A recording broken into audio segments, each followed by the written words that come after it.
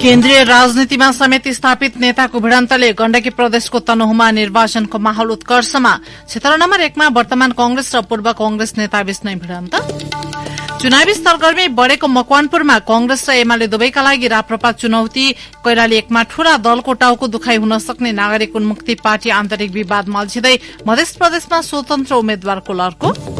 मानव र वन्यजन्तुको द्वन्द्वले पीड़ित बर्दियाका मतदाता समस्या समाधानको दिन कुर्दै वन्यजन्तुका आक्रमण रोक्ने उपाय खोज्ने उम्मेद्वार मतदाताको रोजाइमा।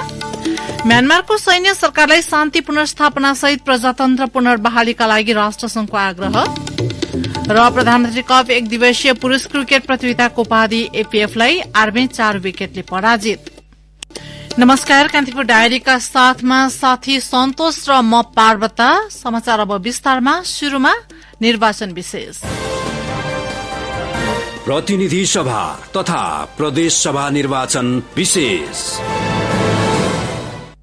केन्द्रीय राजनीतिमा समेत स्थापित नेताहरू रहेको गण्डकी प्रदेशको तनहुमा निर्वाचनको माहौल तातेको छ।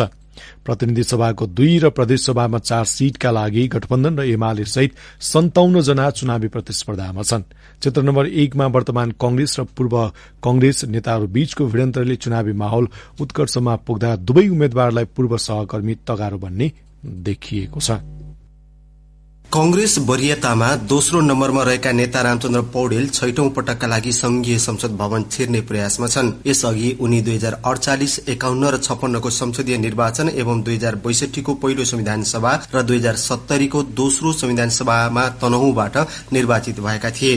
2074 को निर्वाचनमा वाम गठबन्धनका कारण पराजित पौडेल यो पटक भने गठबन्धनकै साथ भए पनि त्यति सहज भने देखिएको छैन। उनकै पूर्व सहकर्मी गोविन्दराज जोशी पौडेलको संसदीय यात्रामा तगारो बनेर निस्किएका छन्। व्यास नगरपालिकामा भेटिएका स्थानीय नागरिक अगुवा एवं अध्यक्ष काशीनाथ नेउपाने भन्छन्, अब अहिले स्वार्थै हेर्दाखेरिमा त अब गठबन्धनकै अगाडि जान्छ कि जस्तो मलाई त्यस्तो पनि लाग्छ। किनभने अरू उम्मेद्वार पनि कसिएर हिँडेका छन्, तर पनि गठबन्धन भनेपछि पार्टी त्यहाँ चाहिँ धेरै समेटिया जस्तो लाग्छ। यसै भन्न अहिले सकिने जस्तो लाग्दैन। पौडेलको छवि केन्द्रीय राजनीतिमा उच्च भए पनि जोशीको धरातलीय जग बलियो भएको यो क्षेत्रका मतदाताको भनाइ छ। तनहु 1 निर्वाचन क्षेत्र अन्तर्गतका स्थानीय तहको मत परिणामलाई विश्लेषण गर्ने हो भने एमाले भन्दा कंग्रेस एक्लै पनि 12,000 मतले अगाडि देखिएको छ। एमालेका वडा अध्यक्षका उम्मेद्वारले 20,789 मत स्थानीय तहको निर्वाचनमा पाएका थिए। कंग्रेसले 33,106 मत प्राप्त गर्दा गठबन्धनमा आबद्ध दल नेकपा माओवादीले 8,124 र एकीकृत समाजवादीले 892 मत ल्याएको थियो। यी 3 दलले पाएको मत 43,752 छ। ओडामा सत्ता गठबन्धन र एमाले बीचको मतान्तर झण्डै 23,000 छ। कंग्रेसका पौडेल र स्वतन्त्र उम्मेद्वार जोशी सहित एमालेका एक बहादुर राणा मगर बीच त्रिपक्षीय प्रतिस्पर्धा तीव्र भए पनि गठबन्धनकै कारण पौडेलको सम्भावना बढ़िरहेको स्थानीय पत्रकार अञ्जना तिमल सिन्हाको तर्क छ। तनहुमा गोविन्दराज जोशीको पनि एउटा राम्रै खालको इतिहास बनेको हुँदा खास अहिलेको प्रतिस्पर्धा चाहिँ गोविन्दराज जोशी र रामचन्द्र पौडेल बीच नै रहेको भनेर अनुमान गरेका छन्। नेकपा एमालेबाट पनि उम्मेद्वार बनिरहनु हुँदाखेरि तीनैजनाले आफ्नो पक्षमा मत तान्न खोज्दाखेरि रामचन्द्र पौडेलको सम्भावना अलि देखिन्छ कि भनेर आम विश्लेषण पनि गरिएको अवस्था छ। अन्य निर्वाचन क्षेत्रमा जस्तै तनहुमा पनि उम्मेद्वार चयन गर्ने मतदाताको शैली पनि फेरिएको छ।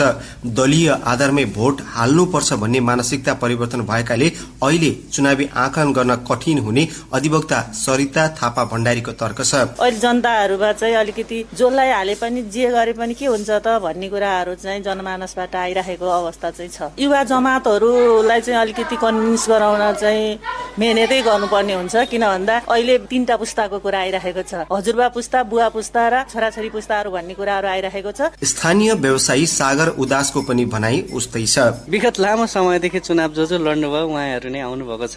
युवाहरू सशक्त युवाहरू हुनुहुन्न र युवाहरूमा पनि पार्टीले युवाहरू उठाउनु पर्ने हो। स्वतन्त्र मैले भन्न खोजेको होइन। जुनसुकै पार्टी, नेपाली कांग्रेस होस्, एमाले होस्, विभिन्न यस्ता पार्टीहरूले युवाहरूलाई चाहिँ अवसर नदिनु चाहिँ विडम्बनाको कुरा हो। तनहुमा अघिल्लो निर्वाचनमा वाम गठबन्धनका कारण दुईवटै निर्वाचन क्षेत्र एमाले जितेको थियो। अहिले कांग्रेस नेतृत्वको लोकतान्त्रिक गठबन्धन भएर पनि कसको पल्ला भारी हुन्छ भन्न सकिने अवस्था छैन। तनहुँ 2 मा गठबन्धनबाट कांग्रेसका शंकर भण्डारी र एमालेका किरण गुरुङ बीच प्रतिस्पर्धा हुँदैछ। भण्डारी गठबन्धनको भर र गुरुङ अघिल्लो निर्वाचनको मत जोगाएर विजयी हुने तर्खरमा देखिएका छन्। रेडियो कान्तिपुरका लागि प्रताप राणाका साथमा अनिल परियार, तनहुँ। कुल 3,07,033 मतदाता रहेको मकवानपुरमा चुनावी सरगर्मी बढ़दै गएको छ। प्रतिनिधि सभातर्फ 2 र प्रदेश सभातर्फ 4 निर्वाचन क्षेत्रमा मुख्य गरी सत्ता गठबन्धन र प्रतिपक्ष एमाले बीच प्रतिस्पर्धा छ। तर राष्ट्रिय प्रजातन्त्र पार्टी राप्रपा दुवैका लागि चुनौती बनेको छ। एक रिपोर्ट। मकवानपुर क्षेत्र नम्बर 1 मा गजबको चुनावी प्रतिस्पर्धा छ। गठबन्धनको साझा उम्मेद्वारका रूपमा प्रतिस्पर्धामा उत्रेकी कांग्रेस उम्मेद्वार महालक्ष्मी उपाध्याय डिनालाई राप्रपाबाट चुनावी प्रतिस्पर्धामा रहेका दीपक बहादुर सिंहको चुनौती बढ़दै गएको छ। एमालेको चुनाव चिन्हबाट मैदानमा उत्रिएका राप्रपा नेपालका अध्यक्ष कमल थापा गृह जिल्लामा जितको खोजीमा छन्। 2048, 2051 र 2074 सालको निर्वाचनमा मकवानपुर क्षेत्र नम्बर 2 बाट उम्मेद्वार बनेकी डिना यसपटक आफ्नो जितको आधार बलियो रहेको सुनाउँछिन्। नजिक पुगिसकेको छु। गठबन्धनको इमानदारीमा चाहिँ मलाई 1% पनि शंका छैन। हामी सबै सँगसँगै हिँडेका छौं। गत स्थानीय तह निर्वाचनमा सम्मानजनक मत प्राप्त गरेका राप्रपाका नेता दीपक बहादुर सिंह 5औं पटकमा बाजी मार्ने दाउमा छन्। यसअघि 4 पटक चुनावमा हुमिसकेका सिंहले गत स्थानीय तहको निर्वाचनमा हेटौडा उपमहानगरपालिकाको मेयरमा एकीकृत समाजवादीकी मीना लामासँग 2500 मतान्तरले पराजित भएका थिए। तर यो पटक स्थिति फरक रहेको सिंहले बताए। जसरी मैले स्थानीय चुनाव हारिसकेपछि मलाई भोट हाल्नेलाई पनि नहाल्नेको पनि जय होस् भनिकन म जनताको घर दैलोमा गए। मैले सबैको विचार बुझे। हामी चाहिँ तपाईलाई साथ दिन्छु भनेपछि म यो संघको निर्वाचनमा लागे। राप्रपा अध्यक्षमा राजेन्द्र लिङ्गदेलसँग पराजित भएपछि छुट्टै पार्टी सञ्चालन गरेका कमल थापा यो चुनावमा एमालेको चिन्ह लिएर मैदानमा उत्रिएका छन्। थापालाई समर्थन गर्दा जिल्लामा एमाले भित्र केही तितोपन प्रष्ट देखिएको छ। तर पनि थापा आफ्नो उम्मेदवारी अन्तिम भएको भन्दै मतदाता माझ घर दैलोमा व्यस्त छन्। 8 पटक चुनाव लडे।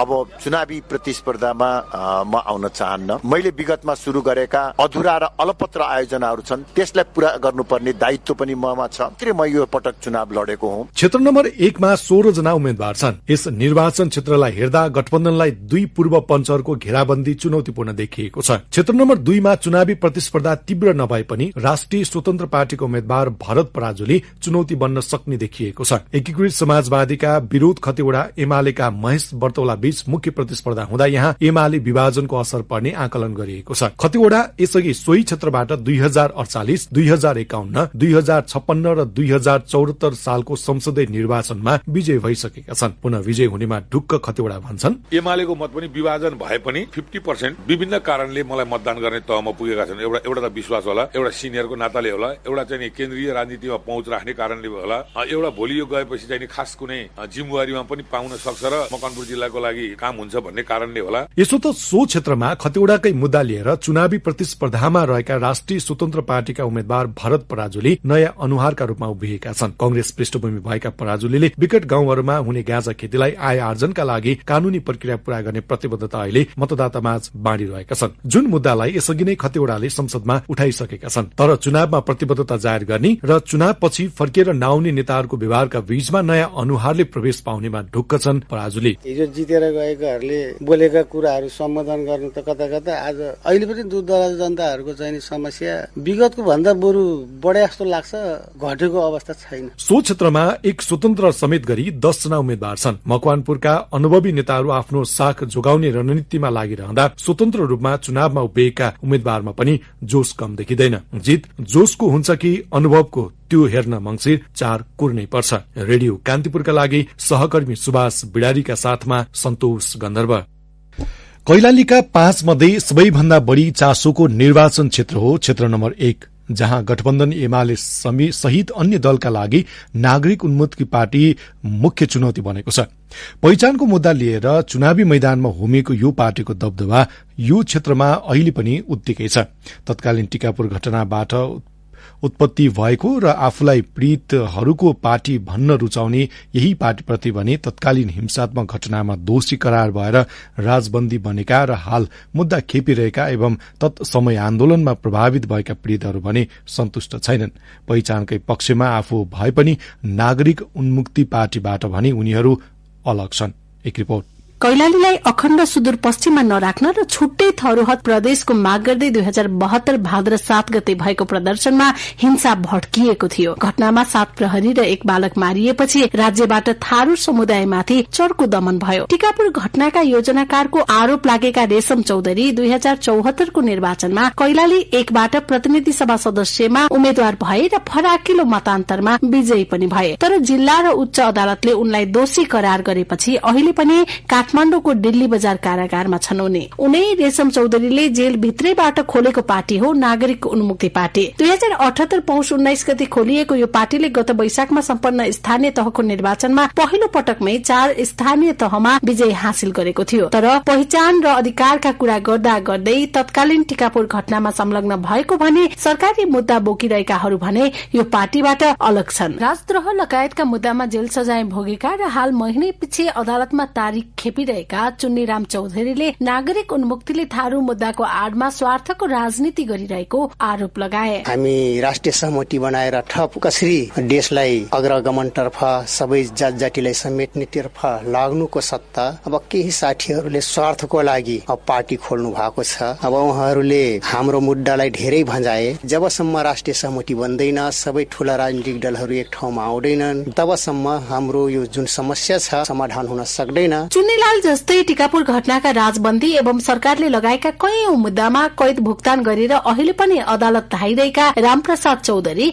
आफूहरूले गरेको आन्दोलनको जगमा जन्मेको पार्टीले आफू र आफ्नो समुदायको मुद्दा बोक्न नसकेको गुनासो गर्छन्। टिकापुर मुद्दालाई सरल तरिकाले सहज तरिकाले म जितेपछि म तपाईहरुको टिकापुर मुद्दा प्रचार गर्छु भन्छन्। त्यसमा मलाई कहिलेकाहीँ लज्जित पनि हुन्छु म। पीडितको पार्टी भन्दै थारू सेन्टिमेन्ट लिएर चुनाव लडिरहेको पार्टीले त्यति बेलाका प्रभावित परिवारको समस्या समेत सम्बोधन गर्न नसकेको गुनासो यहाँ भूसको आगो झै सल्किरहेको छ। पीडित उमा महतो भन्छन्, पीडित थियौं, आगजनी पीडित म पनि हो र हामीलाई भोट दिने हो भने यो निकास मिल्छ भन्ने किसिमको कुराकानी गरिराख्नु भएको छ। त्यो चाहिँ एकदमै गलत हो। नागरिक उन्मुक्तिका गणेश चौधरीले अहिले पार्टी परित्याग गरेर स्वतन्त्र उम्मेदवारी दिएका छन्। गैर थारू समेट्ने तर थारू समुदायकै व्यक्तिलाई अवसरबाट वञ्चित गरेको भन्दै उनी असन्तुष्ट छन्। राज्यको लाठी पनि बजारिने र समुदायका लागि केही गर्छु भन्दा पार्टीमै खुट्टा तान्ने प्रवृत्ति हावी भएपछि आफूले फरक धार समातेको गणेश बताउँछन्। 4 पालिका जितिसकेपछि राजबन्दी परिवारलाई समेट्न नसक्नुको कारण एउटा हो नागरिक उन्मुक्ति पार्टीले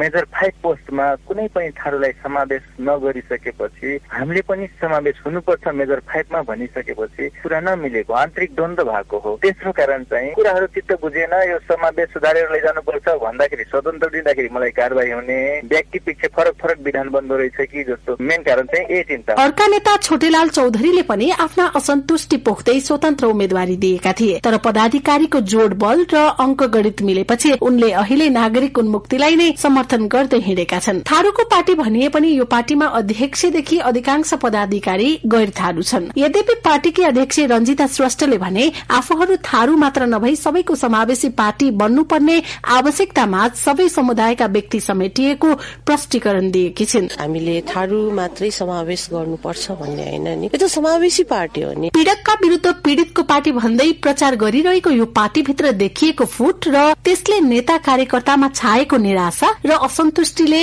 यस पटकको चुनावी नतिजामा कस्तो समीकरण बन्ला भन्ने अहिले सबैको चासो बनेको छ। रेडियो कान्तिपुरका लागि इन्द्रलक्ष्मी घिमिरे।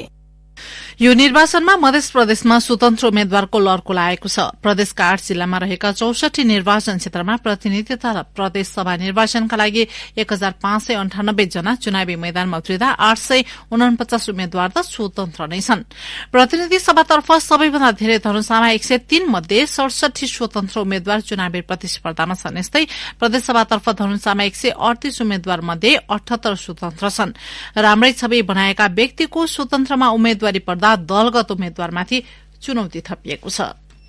गएको स्थानीय तह निर्वाचनमा स्वतन्त्र उम्मेद्वारको जितबाट हौसिएर मध्य प्रदेशमा स्वतन्त्रबाट उठ्नेहरूको लड्को नै लागेको छ। जनतामाझ राम्रै छवि बनाएका व्यक्तिहरू चुनावी प्रतिस्पर्धामा हुँदा प्रत्येक निर्वाचन क्षेत्रमा स्वतन्त्र उम्मेद्वारले दलगत उम्मेद्वारलाई अप्ठ्यारो पार्ने देखिन्छ। धनुषा क्षेत्र नम्बर 1 मा महेशलाल यादव लगायत छन् भने क्षेत्र नम्बर 2 बाट प्रदीप कुमार यादव, शिवानन्द पाण्डे, क्षेत्र नम्बर 3 मा इन्जिनियर सत्यनारायण शाह, उमेश शाह, क्षेत्र नम्बर 4 बाट अशोक कुमार यादव, कृष्ण कुमार महतोलाई त्यसै कोटीमा राखेर हेरिएको छ। निर्वाचन नजिकै जाँदा राजनीतिक दलहरूले चुनावी गतिविधिलाई तीव्र पार्दा स्वतन्त्र उम्मेद्वार पनि कम देखिएका छैनन्। राजनीतिक दलप्रति जनताको वितृष्णा बढ़िरहेका बेला स्वतन्त्र उम्मेद्वारले दलका उम्मेद्वारलाई निकै नै चुनौती थपिएको छ। जिल्लामा सफल व्यवसाय एवं पत्रकारितामा लामो समय व्यतीत गरेका उमेश शाहले क्षेत्र नम्बर 3 मा स्वतन्त्र उम्मेद्वारी दिएका छन्। उनी भन्छन्, दुवैतिरको गठबन्धनमा सहभागी दलहरू विगत लामो समयदेखि तपाईको आलो पालो गरेर चाहिँ सत्ता आरोहण गरिसकेको र यिनीहरूले सत्ता आरोहण गर्दा नेपाली जनता प्रति जुन भूमिका खेल्नु पर्ने हो, निर्वाह गर्नु पर्यो, गर्न सकेन। हरेक ठाउँमा यिनीहरूले चाहिँ बेइमानी, जतिसुकै राजनीतिक दलहरू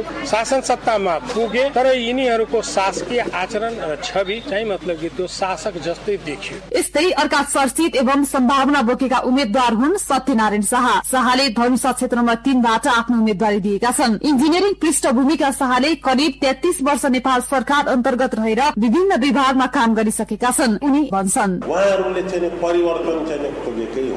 त्यो चाहना, अद्भुत चाहना चाहिँ मैले पाएको, परिवर्तन हुनुपर्छ। जहाँसम्म गठबन्धनको कुरा गर्नु हो, महागठबन्धनको कुरा गर्नु हो, त्यो शब्द चाहिँ अलि भ्रमजालमा अथवा भ्रममा पार्ने जालो हो र त्यो जालोमा जनता चाहिँ फस्दैन भन्ने कुरा पनि म प्रश्न पार्छु। धनुषा क्षेत्र नम्बर 4 मा दुई गठबन्धनका उम्मेद्वारलाई स्वतन्त्र उम्मेद्वारले टक्कर दिने आकलन छ। नेपाली कांग्रेसका सहमहामन्त्री महेन्द्र यादव, नेकपा एमालेका सचिव रघुवीर महासेठ र जनता समाजवादी पार्टी नेपालका महाजन यादव जस्ता अनुभवी नेताबीच स्वतन्त्र उम्मेद्वारको रूपमा 27 वर्षीय हास्य कलाकार कृष्ण कुमार महतो उभिएका छन्। दलहरूले उम्मेद्वारी दिँदा क्षेत्रको भावना नबुझेकाले प्रदेशमा स्वतन्त्र उम्मेद्वार संख्या बढ़ेको युवा अभियन्ता धर्मेन्द्र शाह बताउँछन्। खास गरेर मधेसमा हेर्नुहुन्छ भने मधेसवादी दलको वर्चस्व यहाँ, मधेसवादी दलले पनि आज गठबन्धन गरेका छ एमालेसँग, त्यसले मधेसी जनताहरू निराश भएका छ। राजनीतिक पार्टी प्रति उहाँहरूको एकदम बढी आक्रोश छन्।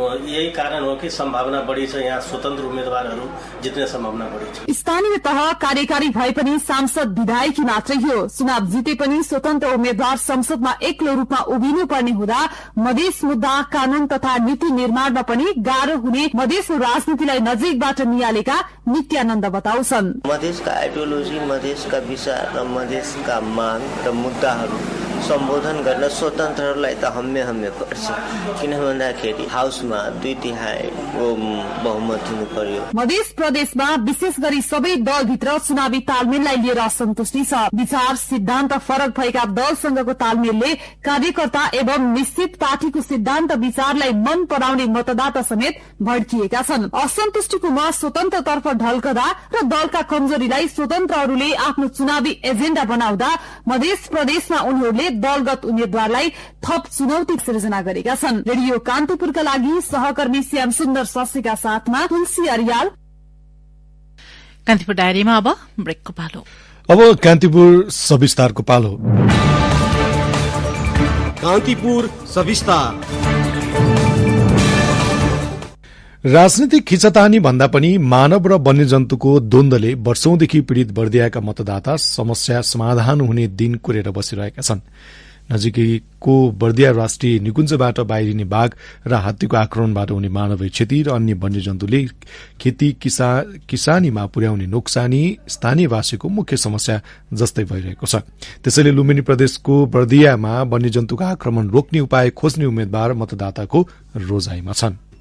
वन्यजन्तुको चपेटामा पर्दै आएका स्थानीयवासीको मन जित्न चुनावको मुखमा दल र उम्मेद्वारले विगतमा जस्तै बाचा गर्न भने छाडेका छैनन्। वर्षौंदेखिको समस्या किन हट्न सकेको छैन? ठाकुरबाबु नगरपालिका 9 का स्थानीयवासी चन्द्रबहादुर चौधरी। रातिमा बँदेल आउँछ भनेपछि दिउँसोमा बाँदर आउँछ सर। हाम्रो यहाँ बारम्बार भनिरहेछौँ कि पर्खाल चाहियो भनिरहेछौँ हामीले। सबै पेरिमिटर गरिदिएपछि हामीलाई राम्रो हुन्थ्यो भनेको सबै नेताले त्यही भन्छ, गर्छौँ भन्छन्, तर अहिलेसम्म कसरी गर्ने कोही छैन। नेता सँगसँगै यो राष्ट्रिय निकुञ्ज पनि अलिकति सहमत नआइदिए राम्रो हुन्थ्यो हामीलाई। बर्दिया राष्ट्रिय निकुञ्ज क्षेत्रमा 3 वर्षमा 24 जनाले पाटेबाघको आक्रमणबाट तथा पछिल्लो 2 वर्षमा 6 जनाले हात्तीको आक्रमणबाट ज्यान गुमाएका छन्। वन्यजन्तुले बालीडालीमा पुर्याउने नोक्सानीको लेखाजोखा छैन। बाघ र गैंडा सहितका जनावर संरक्षणका दृष्टिले अग्रणी मानिने बर्दिया राष्ट्रिय निकुञ्ज आसपासका क्षेत्रमा विकराल बन्दै गएको मानव र जनावरको द्वन्द्वबाट सृजित समस्या स्थानीय तहदेखि प्रतिनिधि सभा निर्वाचनको मुख्य एजेन्डा जस्तै भएको देखिन्छ। बर्दिया क्षेत्र नम्बर 2 का गठबन्धनका उम्मेद्वार माओवादी केन्द्रका सुरेश पन्थ भन्छन्, कृषिलाई पनि वन्यजन्तुले खाइदिने, त्यो क्षेत्रका कृषि पनि फस्टाउन नसक्ने र जीवधनको पनि असाध्य समस्या भएको त पहिलो लक्ष्य नै वन्यजन्तुको संरक्षण तटबन्धन र बर्दियाका विकासका निमित्त कर्णाली सिंगो कर्णालीलाई तेल पानीको बाटो खोलेर सिधा रारातालदेखि तारातालसम्म जोडिने लक्ष्य छ। फेरि 968 वर्ग किलोमिटर क्षेत्रमा फैलिएको बर्दिया राष्ट्रिय निकुञ्ज भित्रैको बाटो भएर पूर्व पश्चिम राजमार्ग सञ्चालनमा छ। राजमार्गको दायाँ बायाँ बसोबास गर्ने स्थानीय बासिन्दा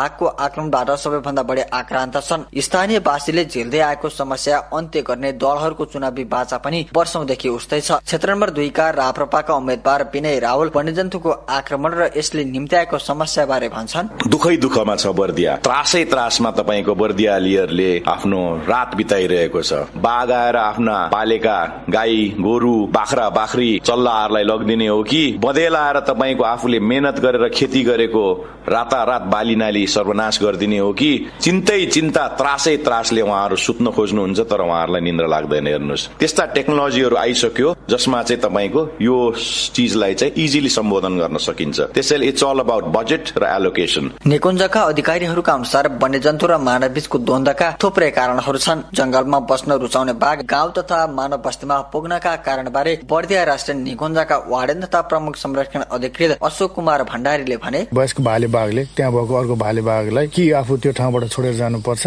एक्जिस्टेन्सको लागि कि चाहिँ उसले चाहिँ त्यहाँ भएको बाघलाई हटाउनु पर्छ। त्यो क्रममा पनि कहिलेकाहीँ त्यहाँबाट डिस्प्लेस हुने बाघ चाहिँ अर्को टेरिटोरी अर्को खोजीमा जाँदाखेरि छेउमा पुग्छ, किनभने अर्को ठाउँमा त फेरि अर्को बाघ बसिरहेछ नि त, त्यसले गर्दा ऊ बाहिरपट्टि निस्कने हुन्छ। कहिलेकाहीँ अब बच्चाहरू भएको बाघहरू, घाइते बाघहरू शिकार गर्न नसक्दाखेरि कहिलेकाहीँ बुढो बाघहरू छेउतिर निस्कन्छ अनि लाइभ स्टकहरूलाई आक्रमण गर्ने, हुँदाहुँदै मान्छेलाई आक्रमण गर्ने। सामान्य नर्मल बाघहरू चाहिँ जंगलभन्दा बाहिर चाहिँ निस्कँदैन। विदेशी र स्वदेशी पर्यटकका लागि एउटा आकर्षक गन्तव्य बर्दिया राष्ट्रिय निकुञ्ज वरपरका क्षेत्रमा वन्यजन्तुको आक्रमणले भएको मानवीय क्षतिपछि दर्जनौं पटक स्थानीयवासी समस्या समाधानको खोजीका लागि विरोधमा समेत उत्रिँदै आएका छन्। मुलुकी गौरव बनेको निकुञ्ज आसपास क्षेत्रमा विकराल बन्दै गएको यो समस्याको तीको समाधान चुनावी बाचा र प्रतिबद्धताले मात्र पूरा हुन नसक्ने देखिएको छ। रेडियो कान्तिपुरका लागि सहकर्मी कमल पन्थीको साथमा नवीन कोइराला, ठाकुरबाबा, बर्दिया।